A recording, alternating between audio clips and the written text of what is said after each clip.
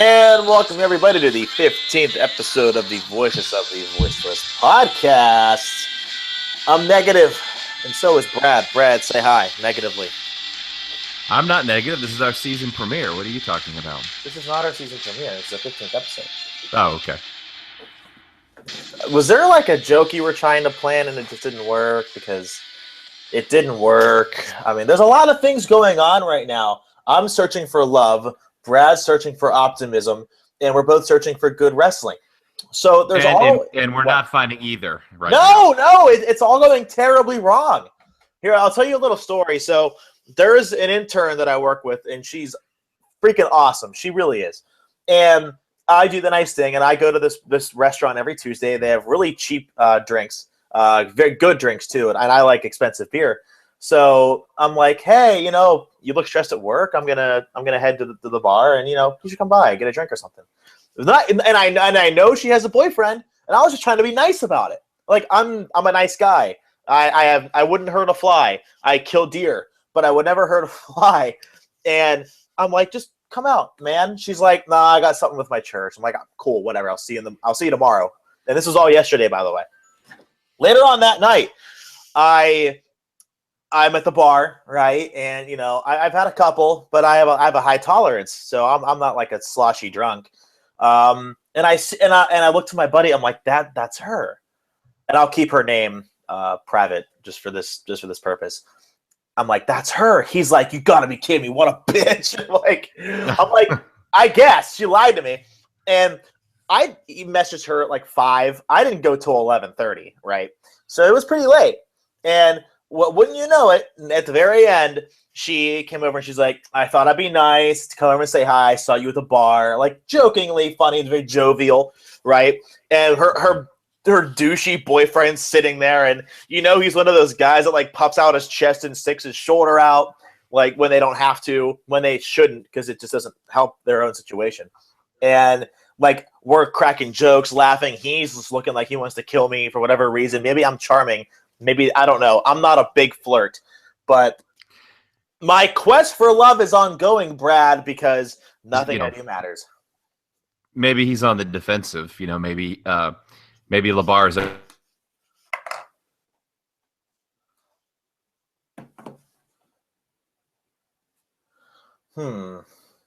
Yeah. Can you say that again? I didn't quite hear that. Well, for those who don't speak French, yeah. I was just saying maybe he's a little defensive because LeBar's already been after her. Oh. Well, I said she is an intern, right? Yeah. Totally true. Oh, I kid. I'm not. I'm not at all. It's just so everybody knows. Anyway, yeah, so my search for love continues. But our search for wrestling is still very well in the works. Just like our What the Fuck tweet of the week.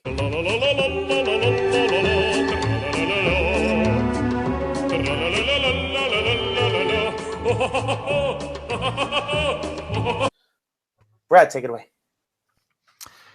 Yeah, so ESPN Jonathan Coachman got into it with a fan on Twitter over ESPN's coverage of WWE, which, in my opinion, nothing more than a weekly paid advertisement. The fan mentioned the Reed comment in the Paige and Charlotte storyline and said, basically, a rare few can say no to Vince. And Coach says, fans who say they know don't. And the fan says, the most reliable insider in the business contradicts you, which leads to this gem from the coach. Quote, you have focused on the wrong things for far too long. Don't know one insider to ever take a bump, unquote. So apparently, if you haven't taken a bump in a ring, you are not able to report on wrestling news. All right, well, Brad, I think the show is over. We're done here. You want to say anything to people before we go forever? We are not qualified to do what we do. I mean, I don't know how the coach covers sports. He played a little college basketball, but that's really it. Am I right? I mean, so yeah, that's right. So I guess he's not qualified to cover. That's right. No, he did take a couple bumps. I gotta say, that's true. Well, he did, but he's at Sports Center, and that's where I don't see him playing professional sports. So the point is, it's a stupid concept that's used as a defense mechanism by people in the business. And by the way, yes, you can cover professional wrestling without having been body slammed onto a mat or whatever the case may be. I gave my friend like that, get over it. Yeah, I think we've all done that. Well, that is your What the Fuck Tweet of the Week, sponsored by idiots everywhere. Not all the time, but most of the time. So, Survivor Series. I threw my picks away. I think I did. No, I think I did. I threw them away because I was so mad that I got all of them right except for the one match. We'll go match by match quickly and just say, well, what we thought of it. There might not be a lot of, opinion. So for the pre-show, Ms. Bo Dallas, Stardust, The Ascension versus Neville, the Dudley Boys, Titus O'Neil, and Goldust, the returning Goldust, but no one gives a shit apparently. I'm not gonna say what this match was in place of until after. How do you think the match went? I didn't watch it. I didn't care to watch it, so I didn't, and I didn't care.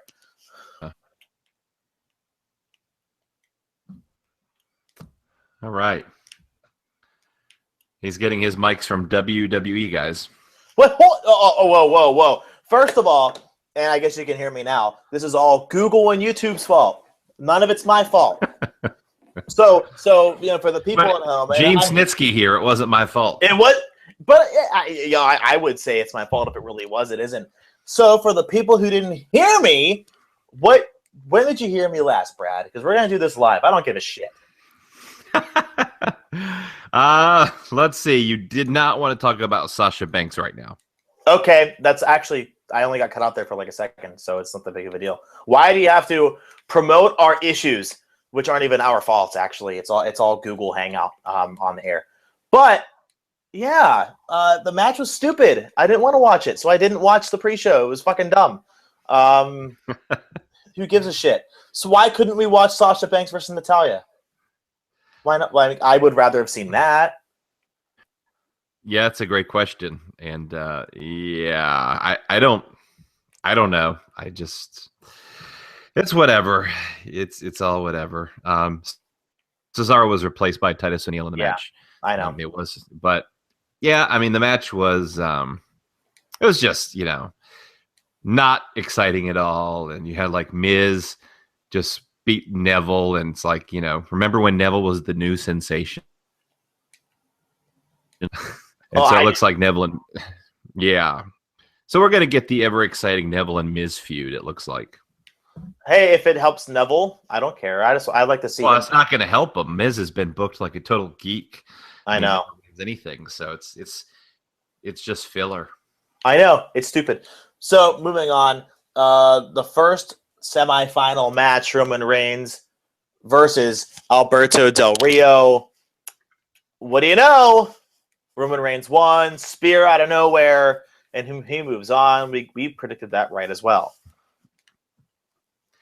Yeah, I think this one was obvious. I still don't think it was a good idea to have Del Rio in the tournament to begin with, but whatever. Yeah, see that's been my Survivor Series was like a kind of thing. I have to agree. The next semifinal match, which I loved, Owens and Ambrose, was great. I wish they would have gotten more time, actually. Ambrose came out of that one looking like roses. Owens didn't look like he got buried by losing. I thought it was a win-win for both of them. At least for that specific moment, if you get my drift. Yeah, it's not I'm not a fan of the secondary champions in the tournament if they're not going to win, but and they both were. At the same token, it led to a feud for the Intercontinental Championship, as we've come to find out on SmackDown, which will be airing on Thursday. We're obviously recording this on Wednesday, so. But yeah, it was fine. The ending sequence was really good, and I wish they had more time. I think they have a lot of natural chemistry, and they both deserve a higher position in the card, probably. But it'll probably be a very entertaining match. Can I interrupt? Yeah. So on NXT, here I'll say this generally. In the WWE, there are fans that are larger than life and are spotlighted by the WWE themselves. Brock Lesnar guy, WrestleMania Undertaker guy, Sign guy, Frank the Clown. There's a new one in town, and she needs punch in the face. Or she needs to eat the sliced bread, and yes, I mean that literally, repeatedly until she's unconscious. But I hope she recovers, and I don't wish death on anybody. But Jenny Rodriguez at DancerJenny18, she wins my what the fuck tweet of the year with. Hold on, let me find it. Gear matching tonight with my queen, Natalie Eva Marie. You will be taking that title home. Can someone that isn't me, sock her right in the teeth? Because in her Twitter bio, she also says, met Eva Marie on 7/24/15. Eva followed me at 9/10/15. And on 10/22/15, Eva adopted me. Natalie Eva Marie's doppelganger. Okay. A girl needs to hit her because I would never hit a woman. That's bad. She sucks. And honestly, Brad, I'm going to send you a picture. I blocked her, and I'm reporting her. Yeah, I just looked her up. I'm reporting her for she's being abusive or harmful. Pretending to be me or somebody else. Yes! Even Twitter understands who is being impersonated. Someone else. A wrestling fan is being impersonated. Because she's clearly not one. She's such an idiot, and she's always in the front row, right next to I think he's of Mexican descent. I'm not going to judge, but it's him and his little son, right to the right of the ring. If you're looking at the ring head on, right where Bailey's super fan is. I forget her name, but she's a sweet little girl. Izzy, thank you. Yeah, the Natalie Eva Marie idiot is that's her Twitter handle. The Eva Marie idiot's right next to Izzy, 2 seats over, and she needs slapped so hard. But I'm sorry, what were we talking about? I don't know. We're talking about super fans, which I've already given you my opinion on many podcasts back, but I think she's probably in the running with Frank the Clown for worst super fan. Oh, but Frank is so nice, though. We'll get to that a little bit later. All right, so moving on. The Survivor Series traditional 5-on-5 match that no one gave a shit about. I even wrote, I don't fucking care who wins this. Ryback, the Lucha Dragons, and the Usos defeated the New Day, King Barrett, and Sheamus. There was a moment in there whenever the New Day was walking up the ramp with their promo that was very good, and then Sheamus had this random outburst, let's get jiggy with it, and started to dance. That was really funny. Aside from that, the New Day was entertaining, but the match, who gives a shit about this match? Because 1, 2, 3 out of the other ones, I can't do math. 3, 4, 5, 6, 7, 8, 9, 10. 3 out of the 10 guys are in a different storyline, so who the fuck cares? Well, I wasn't, I thought the Sheamus thing was they're just making it was him silly. Look, it was but silly. they're making him look stupid, but it's okay, then you have what happens later in the show, right? And so it just doesn't add up. It really, what this probably was just him acting stupid as, oh yeah, there's no way they're gonna have this guy cash in later. He's a total idiot. But so I think that was done just to swerve. But it was just, you can't do that with the guy you're going to make your top heel. So I'll talk about that more later. But yeah, I agree. So moving on, the Divas Championship, and someone tell Lillian Garcia there's no O in championship. It's SHIP, not championship. It's obnoxious. That's a grudge I've been holding for quite a while. Charlotte against Paige. Charlotte wins. The match was were they trying to emulate Malenko Benoit? There was a lot of submission holds. They couldn't emulate Malenko and Benoit in a video game, much less in a ring. I was just trying to I don't know. You get my drift though. They were trying to be technical superstars, and to their credit, they're good wrestlers, but they're not that match doesn't work for them. So they have to do a match that suits their strength. I don't think Charlotte's that good. Okay, she's Okay, so I mean, in my opinion, you have Sasha's 1, Becky's 1A or 1B, whichever one you want to say. Natalia, Paige are right next to each other, and then you have Charlotte, and then there's everybody else. Bailey, but I'm not counting her; she's in NXT. But I'm just talking in the main roster right now. Would you disagree? I think Nikki's a better worker than Charlotte. No, I have to. I'm going to disagree with you there. I am. I have to. There's no. Yeah. Hey, Charlotte still hasn't learned how to chop or how to throw a punch. I mean, she's regressing since going to the main roster. But her match with Natalia, and before you say, look who she wrestled, that's one of the greatest women's matches ever. It takes 2 to tango. Oh, I don't think so. I don't think so at all. One of the greatest women's matches ever. You don't? Are you? That's not just an opinion of mine. That's a universal opinion. That's Charlotte, Natalia? Yeah. Right? Charlotte and Natalia. From the first NXT TakeOver pay-per-view. The very first one. Arrival, as I think the name is. Yeah, that match is highly acclaimed. I think it's just you. Highly acclaimed by who? You're going to make us do this right now? Well, we don't have to do it. I'm just saying. It's like, Charlotte's not a great worker. She's kind of sloppy and doesn't have down some of the fundamentals. And Diva Dirt, who's okay. It says match of the year. WWE, even WWE.com had it match of the year candidate.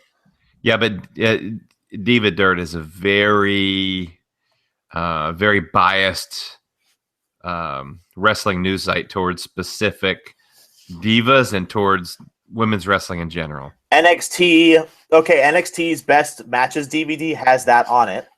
That's coming out, I believe, early 2016. Even Natalia herself said, or Charlotte, if it wasn't for that match, that changed her entire career. And even though Ric Flair is her dad, that had something to do with it. Because I'm telling you, that's the people, and I'm still trying to find some more opinions. That match is highly acclaimed, dude. It's not Becky Sasha or Bailey Sasha, even Bailey Sasha 1, Bailey Sasha 2, but it's up there. You should watch it again. And I'm being very sincere when I say that. Yeah. Yeah, she's regressed since going to the main roster. Maybe it's her opponents. Is that maybe? Paige? I mean, she's facing Paige and not having great matches. I mean, I'm watching her. She can't throw a punch. She can't throw a chop, which is her whole deal. And, the figure 8 looks sloppy and it's just the figure 12. That looks sloppy too. Let's ask one of Rick's 5 wives. Maybe they'll know. Tyler Breeze, Dolph Ziggler. Oh, by the way, yeah, Charlotte won, and they made some bullshit comment on Raw about it. Tyler Breeze versus Dolph Ziggler. It's a great way to get a rub, and Breeze won and got that rub. For me at least, if you have him go over Ziggler, which is fucking stupid anyway. Ziggler, in fact, is teasing retirement in 2 years as he wants to be in LA full time in the year 2019. But what were your thoughts on the match first? Their time got cut short. It was a good match. I mean, I heard that they're having good matches in the Euro Tour. Specifically, a fan in Italy said that their match was the match of the night on that card. I believe it. So, yeah, I mean, it was a good match for what it was. It was short, but I think the right guy won. And, I think Dolph Ziggler should leave WWE in 2 years. Are you not a Dolph Ziggler fan? He's run stale for me. Are you denying his talent? No, he's very athletic. He's not a very big guy. I've been up close and personal near him. He's not a very big guy. Of course, I am a very big guy, but he's very athletic. They're not going to use him as the guy, and not a whole lot has changed with his character after years. And, he's just kind of stuck in a rut. So it doesn't do a whole lot for me. They had an opportunity for him to be that guy. And it was a year ago, last year at this time, when he single-handedly, with the help of Sting at the very end, won the match against the Authority. And he was so popular. Yeah, a lot of people thought at the end of last year that 2015 would be his breakout year. I did. I gotta be honest. That was my opinion. I thought he was really gonna break out, and they were gonna let him do his thing. But I mean, he's funny. He's naturally a funny person. Well, I don't know that really translates to onto TV very well. But it could. For example, he tweeted at his real life girlfriend Dana Brooke.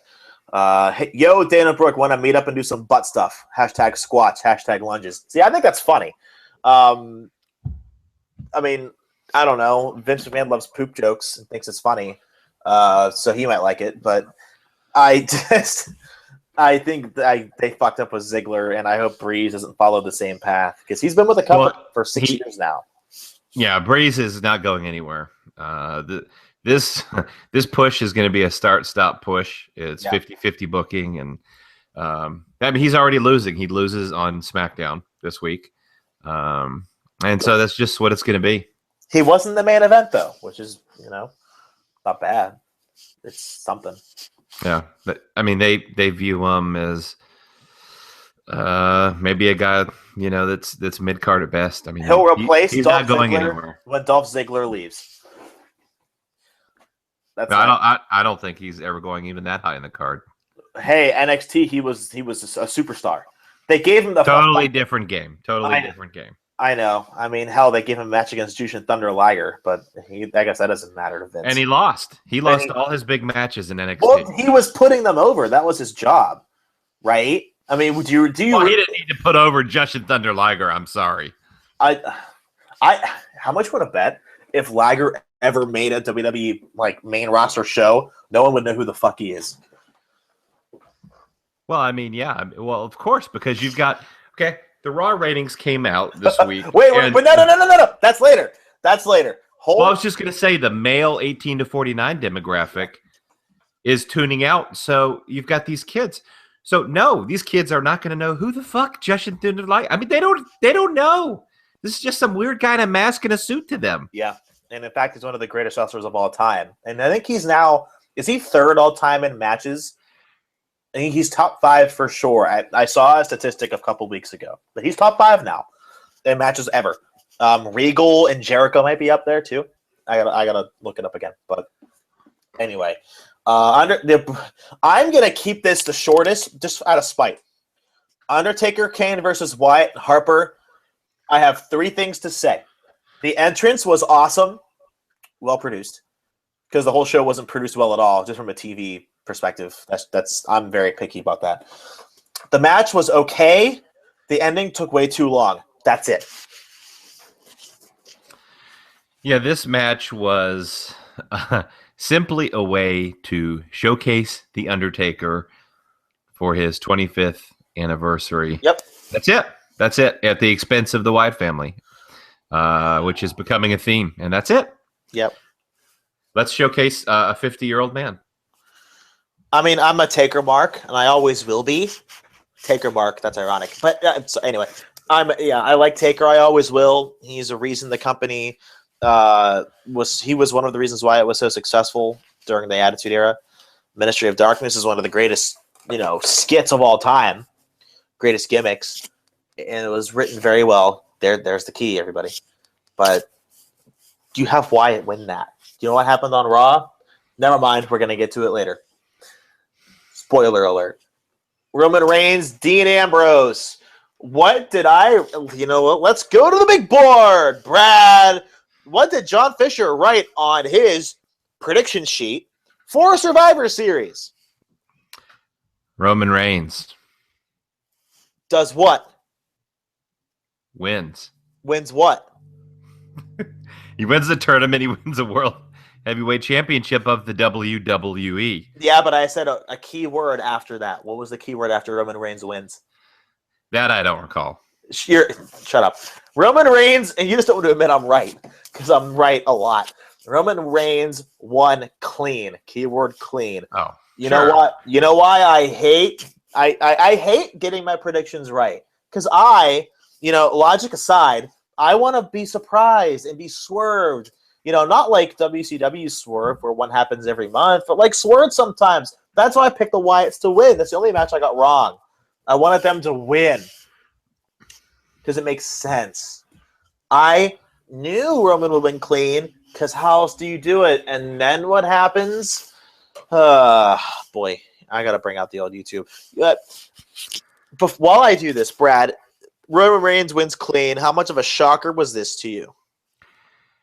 Unfortunately, this was the most predictable, least exciting route possible. Which 10 minutes. The match hoping got they 10 minutes. Yeah, less than 10 minutes. Yeah, The Undertaker and Kane walked from the front to the back in longer time than that match had, and that was for your World Heavyweight Championship. Go to hell. That is horrible. Yeah, the ending was just kind of like out of nowhere, and that match could have been so much bigger on a bigger stage to just, granted they were short for time because of the Sheamus cash in. Who gives a shit?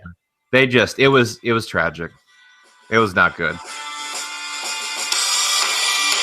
And then what happened?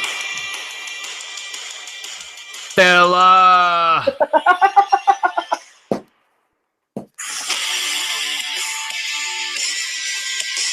Yeah, well, Sheamus cashes in after Roman hits a spear on Triple H. Like, oh, I'm the good guy. Oh, he's seeing a 2.0, and it's horrifying.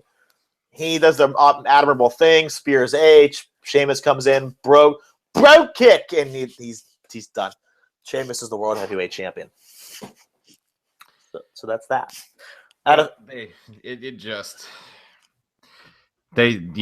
This show, they had a chance to do something exciting and different, and they didn't. And this was very telling to me because, I'd mentioned on Twitter that there was a good chance Dean Ambrose was going to win this match.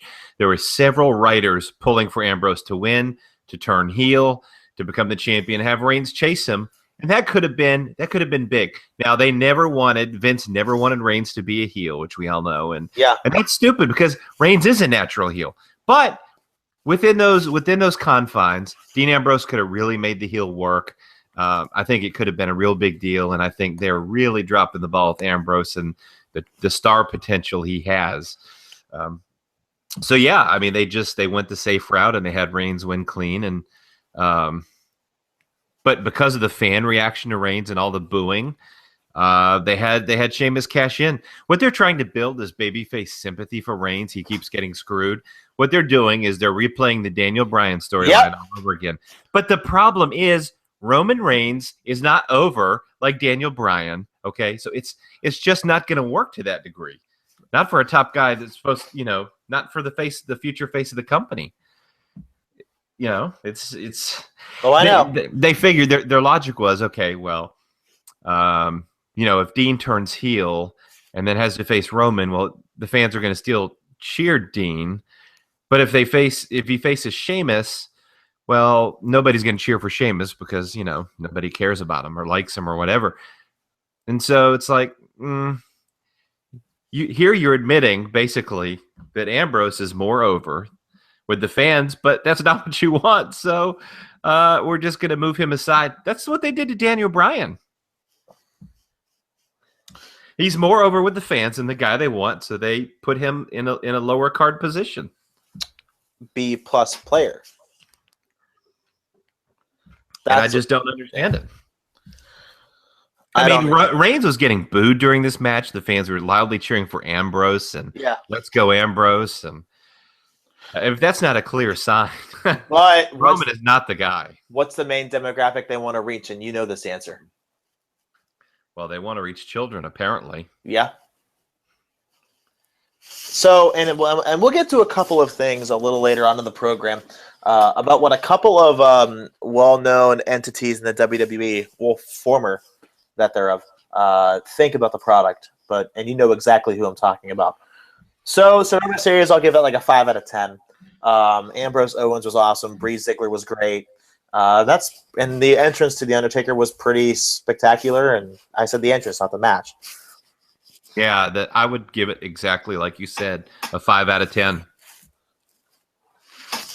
And that's me, the optimist, giving it a 5 out of 10. That's pretty bad. I think that's a very fair rating, though. It is. It is very fair, unfortunately. So let's get through a couple of news. not really breaking, but whatever. So TNA signs a US TV deal with Pop TV. I don't give a fuck, but congratulations, Dixie. You're going to ruin something else. Well, Dixie Carter is on Twitter, and she's telling, hey, you know, Pop TV, Impact Wrestling, we're now in 85 million households, which, by the way, is a total fucking lie. Yep. They're in about 74 million households. You know, like, we can't just, as of last week, they were in 74 million households. Like, we can't just fucking look this up. Is she ever not in kayfabe mode on Twitter? I don't know. Probably not. No. But yeah, the big story out of this, of course, having a TV deal is a good thing. But in this case, Pop TV, which of course is formerly the TV Guide channel, is not paying for TNA programming. That's the key to all of this. They're not paying TNA for their content like a normal TV show would.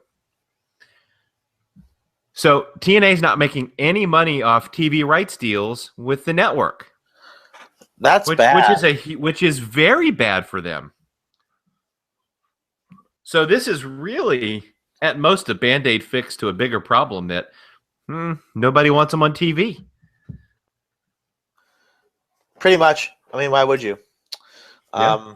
Seriously. So, good for TNA. They're going to fuck it up. Cell phone video footage released of deranged man shot outside of the WWE Performance Center in August. That guy's a total nut job. He should rot in jail. But that's just my opinion. That's not. But that's none of my business.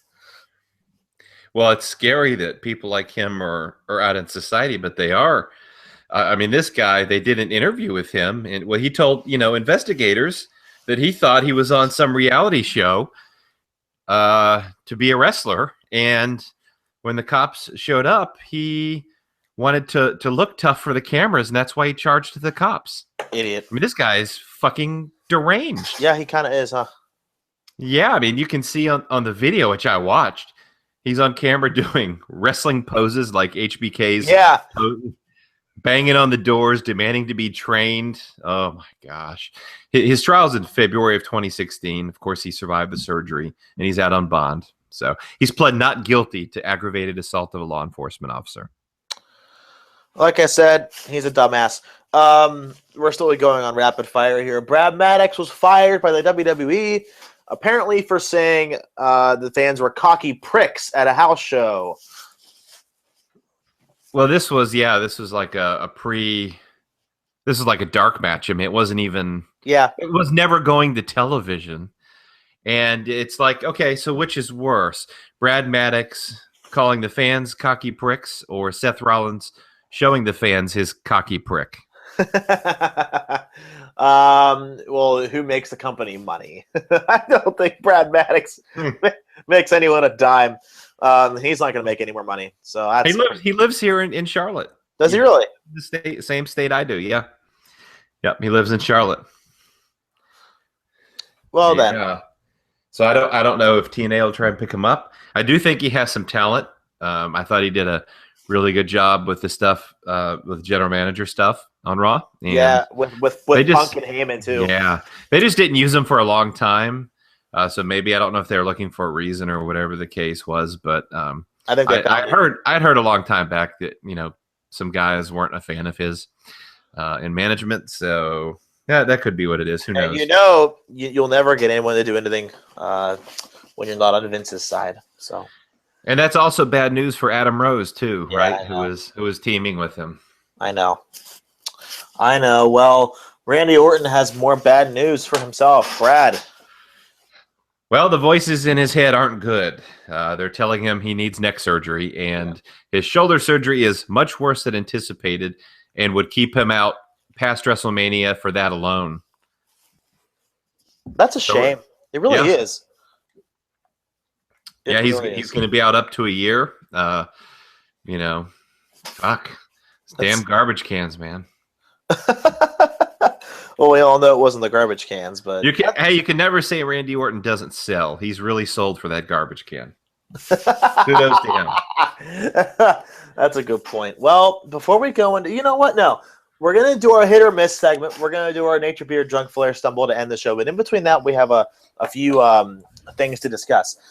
So hit or miss, Brad. The New Day 1 year anniversary country music concert and open tag team championship challenge. This was a hit and a half. Yeah, it was a hit for me. It was.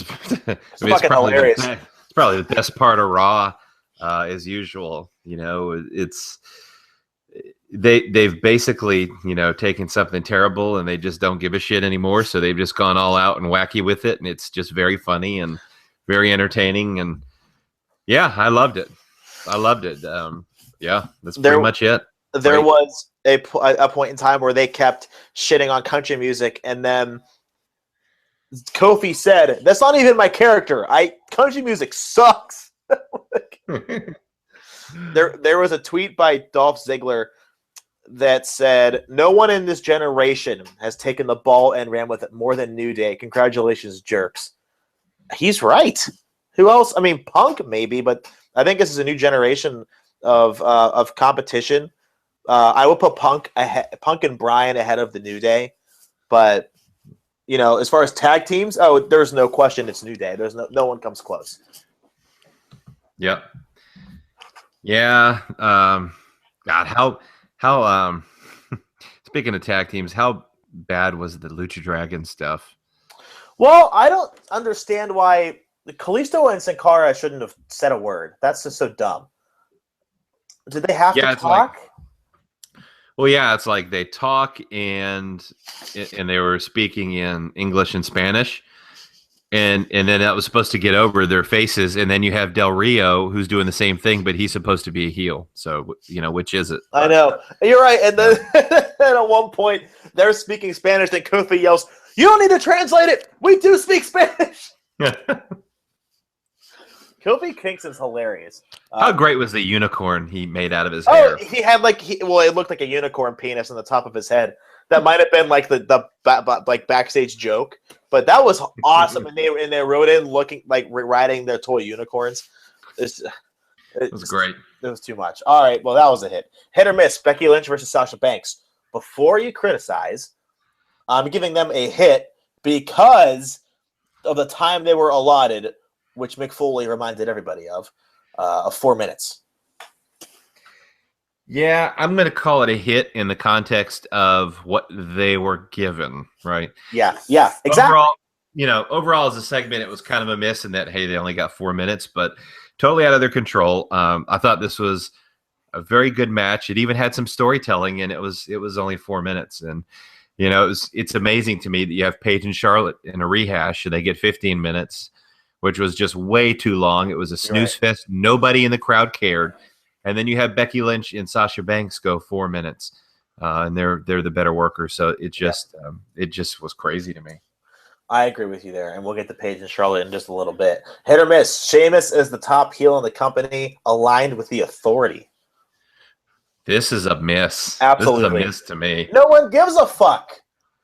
A total miss. I mean, he's not a guy when you look at him and you see him on Raw, and he's just like very corny, and the way he talks and what he says, it's just like, that's not the guy that's going to be your champion and top heel in the company and draw any money or make the needle move. It's just not going to work. He was better in his original heel form when he won the title against Cena. Yeah. I mean, Sheamus is a face to me.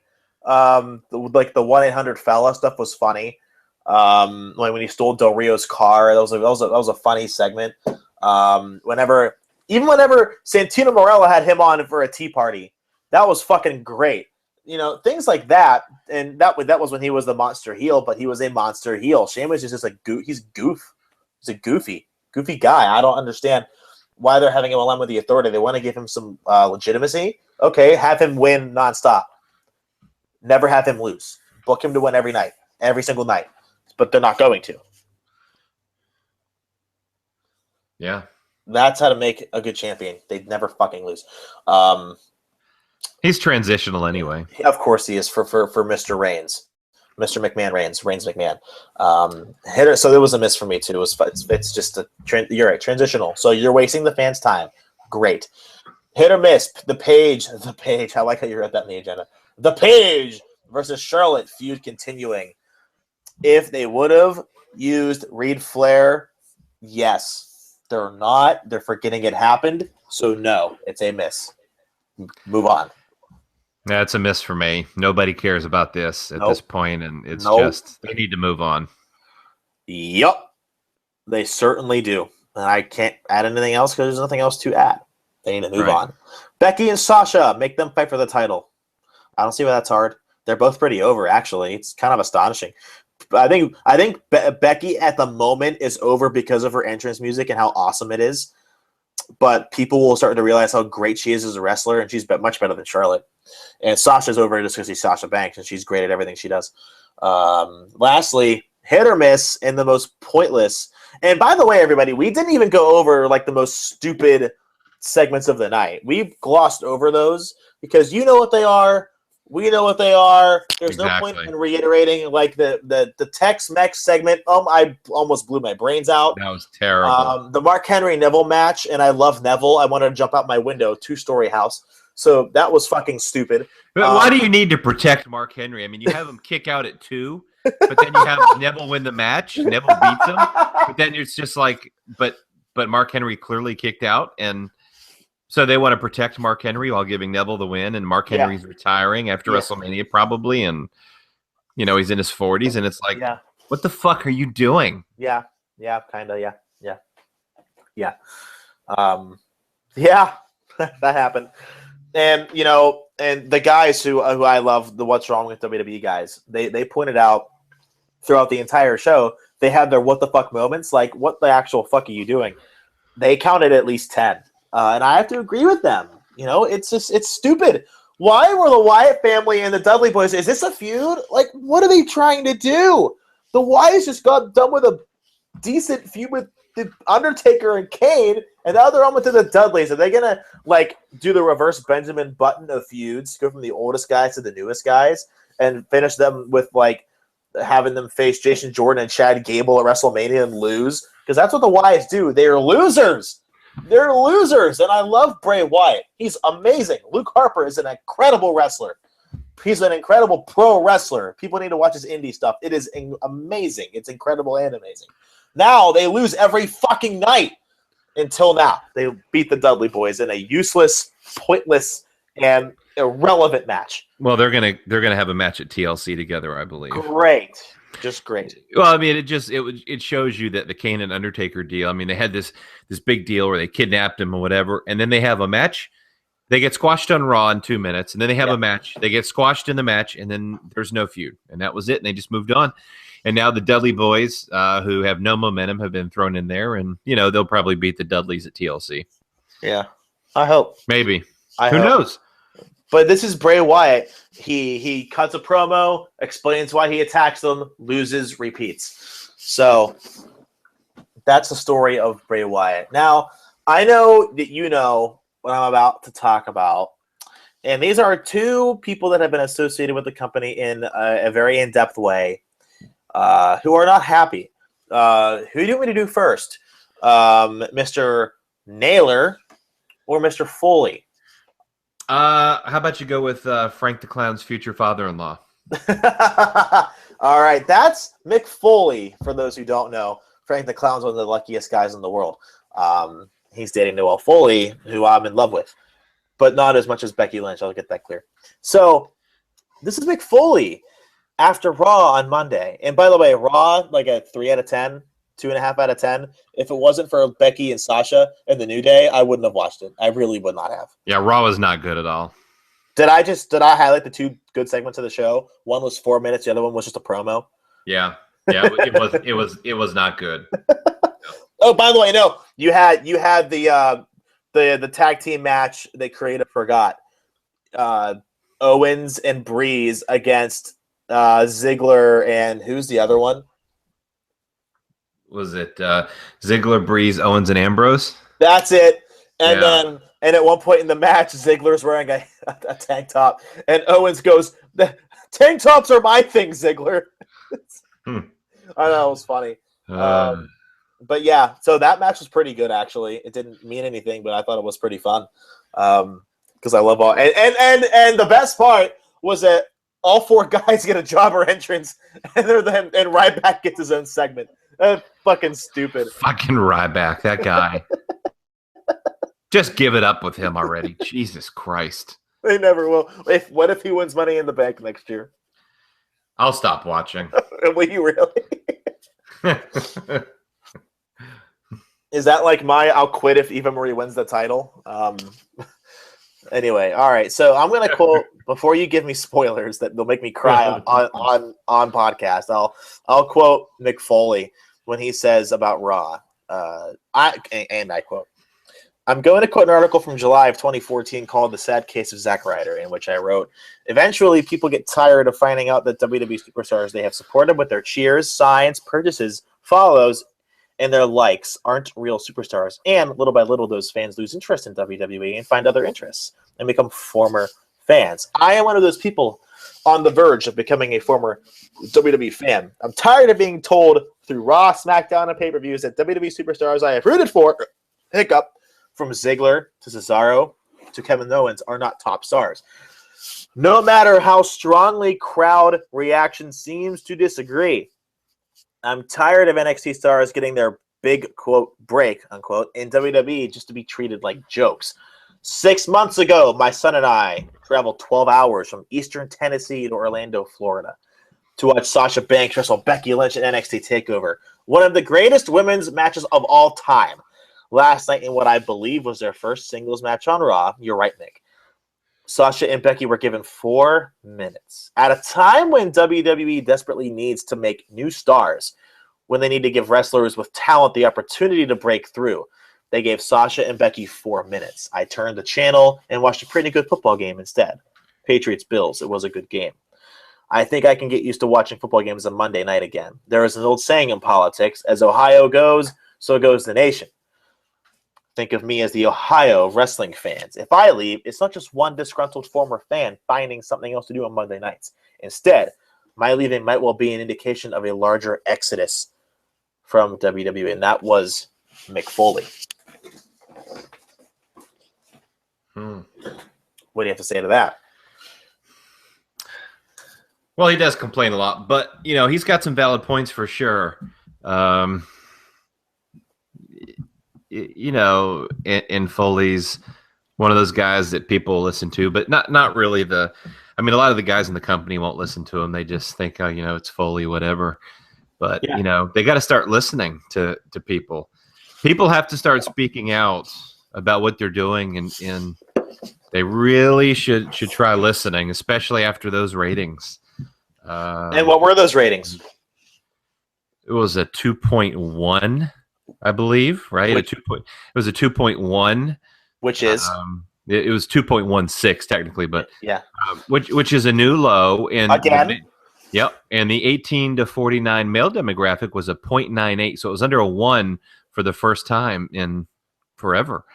Yeah, not good, especially when your average viewer is about 40 years old. They're tuning out in droves now. It's unbelievable.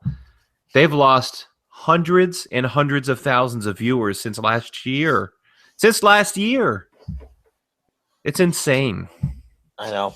Well, the injuries are certainly a reason why.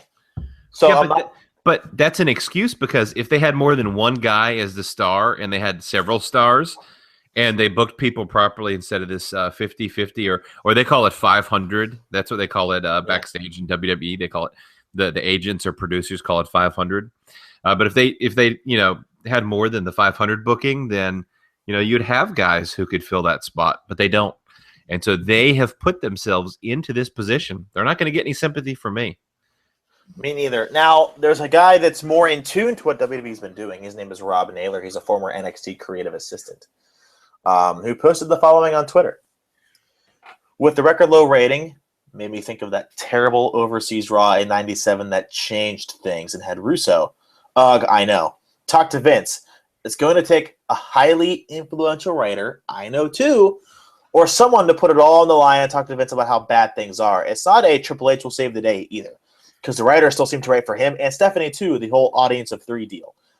There needs to be a complete overhaul from Dunn and how the show is shot and produced. It's so samey. Every week, same template. It's all got to change. Presentation, look of the show. All the tropes need to be phased out. New blood needs to be pushed differently, etc. It's funny. There is nothing I love seeing more than Triple H as a character on NXT. It's fresh, and nothing less I want to see than Triple H on Raw. I just can't fathom watching Raw anymore. I saw the opening segment last night, and I and the person I watched it with just turned it off. Even when I worked there, I rarely watched it. Would come in on Tuesdays complaining to Bill DeMott, that is. Was later told I wasn't a good soldier.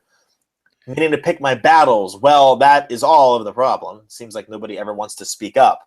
And when they do, they're punished. As someone that loves wrestling, just sucks to see the pool pissed in quite often. Road Dogg said it best, if you don't like it, don't watch. As FSM Mag tweeted negatives the whole show, I told a friend, so glad I stopped watching. That's why I watch something that you do not enjoy. I saw so many great talented people come through developmental and spent painstaking amounts of time working with them. Sucks seeing them languish. Again, not to pile on, but there is so much great talent employed and the world's best production team behind the scenes employees. They just need a new and fresh approach. I have no doubt it'll get better, as NXT show in Brooklyn was so refreshing. It's interesting to note that Dusty would tell him, Nayla, if someone didn't do what I told him, F them, they fired. Thus, when one booker, Dusty needed a star made, you booked someone to make a star. If they didn't, they were gone. Now with an entire team of chefs, nobody has autonomy, well, except Vince. And there's just 50-50 everything, and nobody stands out. Yep. He's right. And speaking of NXT... Shut up! Don't say anything! Sorry. No, I've just gotten some breaking news. Don't! Former NXT Tag Team Champion Wesley Blake of Blake and Murphy was arrested. Hold on. Are you spoiling the show for me? I'm not spoiling the show, you moron. Okay, good. Former NXT Tag Team Champion Wesley Blake was arrested for DUI the day before the 4th of July this summer, and he refused to take the BAC test. He was suspended around 3 a.m. and his license was promptly suspended.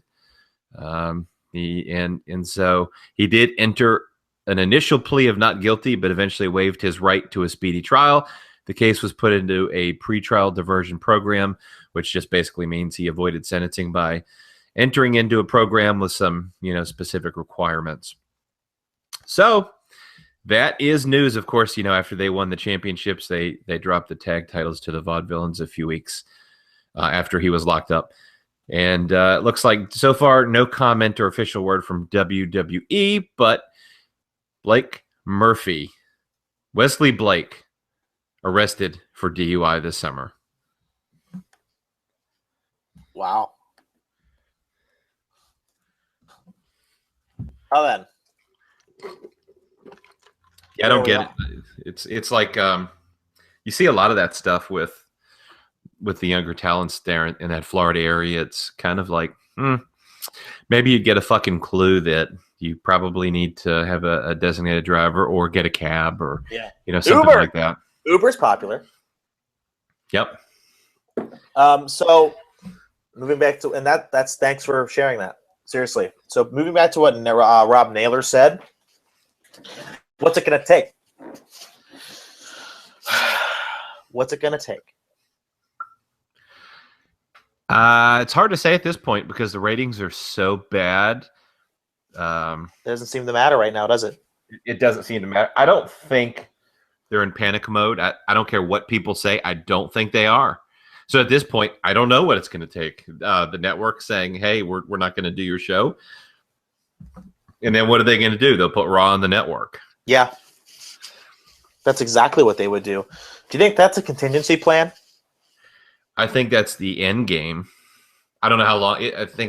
I don't think they plan on doing it like anytime real soon, but I do think that's the end game as we see, how we consume television go towards more like online streaming than cable and satellite subscriptions. Well, So I I mean, think that was the end game. That's anywhere. People I talk to in the TV industry, especially in news, foresee online only or streaming services to even news.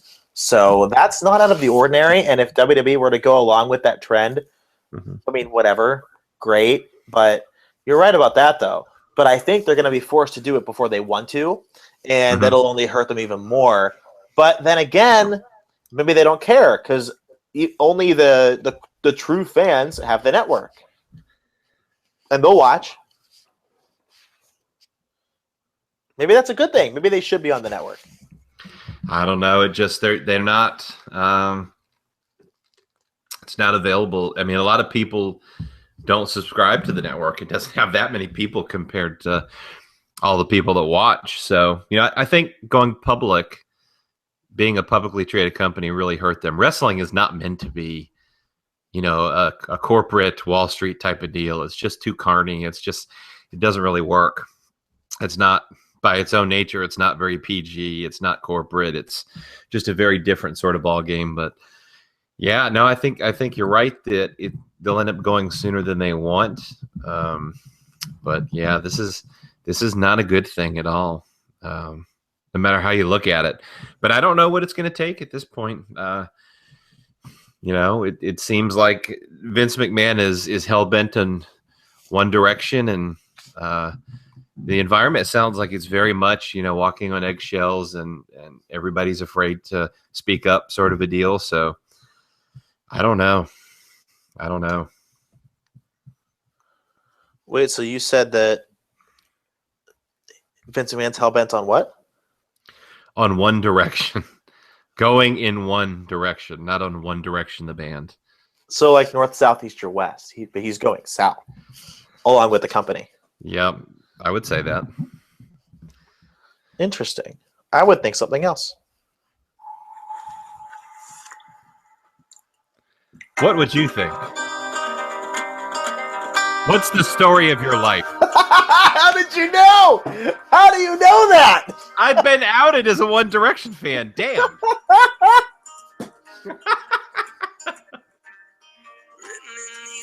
Can you sing these lyrics? I can't explain. Oh my God, you are a fan.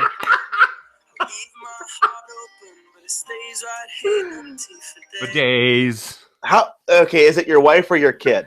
Why are you a fan? All right, it looks like that's all the time we have. Is it? Answer me. Who turned you on? Your wife or your kid? Oh boy, this is awkward. You're damn right it is. Oh boy. I have one song by well, I gave you the song title. I have one song by One Direction on my Spotify, and it's Happy because of the beat. But that's it. That's weird though. I'm a little concerned. But so what's our nature beer junk flare? And I'm so caught up I didn't even cue it up properly. But our nature beer junk flare stumble of the week. Paige, you are a bitch.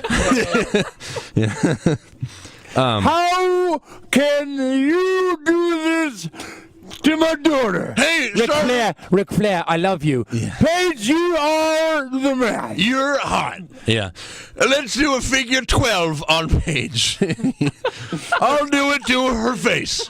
I'll face fuck her, and it'll be a figure 12. Paige, vagina, I love. Charlotte, I'm sorry.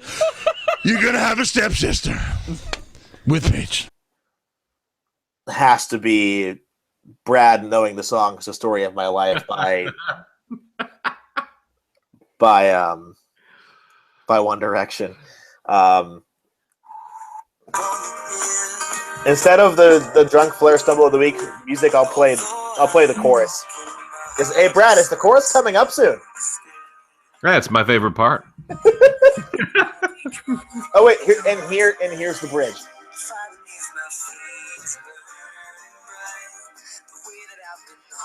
The one guy looks pretty cute, though, I gotta say. Oh, here it is. Here's the breakdown.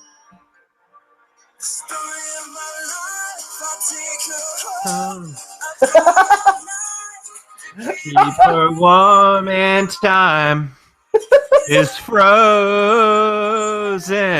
Oh my God, I'm done. All right, so you can follow. You can I follow. don't even get to do my stumble of the week. All right, what's your stumble of the week? Because it's not as good as mine. No, probably not. Mine's actually wrestling related. What's yours? Mine was the no interaction between Dean Ambrose and Roman Reigns. So that they build them up as best friends, and then they have them in this tournament together. They face each other. Roman Reigns wins, and by the way, Dean Ambrose lets him get beat with the cash in and just leaves and lets that happen. Heel turn. And then, yeah, too late. And then on Raw, they had no interaction with each other whatsoever. Like it never even happened. You know who else didn't have any interaction? And this isn't being sarcastic. Goldust and Cody Rhodes, even though they had a match against each other. Yeah. So Just so weird. I know. There's no continuity. You're right.